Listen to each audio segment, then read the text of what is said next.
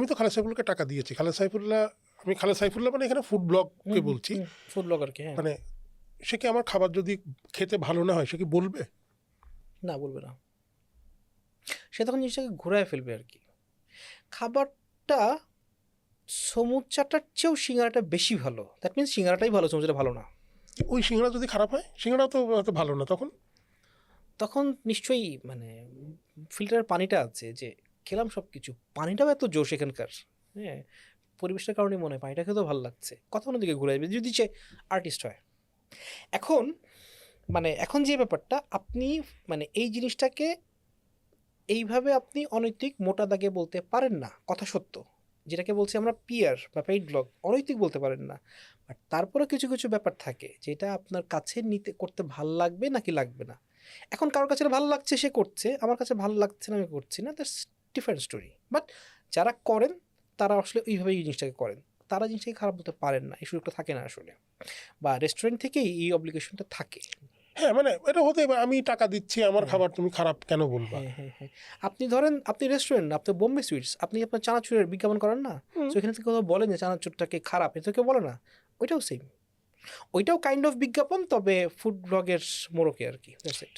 এইবার যখন আমাদের একটা কিন্তু খুব কমন কথা আছে অনলাইনে, আপনি তো মানে অনলাইনে মানে অনলাইন জগতে আমরা অনেক দিন থেকে মানে আমরা কাজই করি, চামচা, দালাল, টাকা খাইছে, তো তাহলে তো ভুল বলেন না।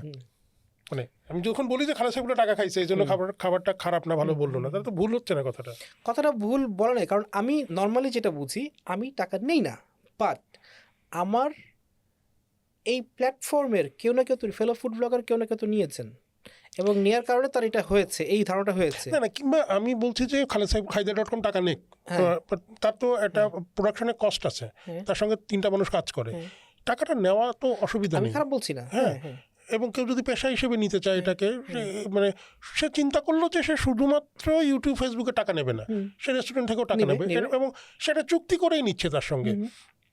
তারপরেও যখন এই ধরনের কমেন্ট আসে তখন কি করেন?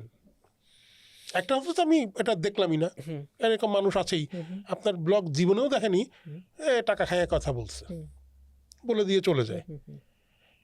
কিন্তু যখন দেখা যাচ্ছে যে আপনি হয়তো বিজ্ঞাপনটাই করছেন, তখন কেউ একজন বললো যে পয়সা খাইছে, তখন কি মনে হয়?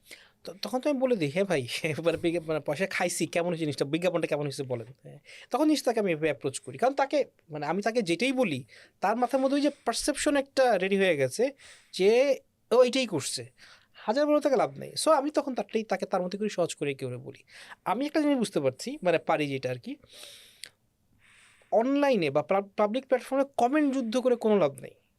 সো আমি যেটা করি, কমেন্ট সন্ধি করি সবার সাথে আর কি। হ্যাঁ, যদি হ্যাঁ যে একেবারেই যদি কেউ মানে করেন অশ্রাব্য কিছু বলে ফেলেন বা খুব মানে ইয়ে কিছু না করেন, সাধারণত কারোর সাথে আমি এই বাকযুদ্ধে জড়াই না আর কি, বরং মিষ্টি কথা দিয়ে যদি তাকে আমি বন্ধ করতে পারি, আমার তো মানে লস নাই, ওটাই মেনটেন করার চেষ্টা করি আর কি।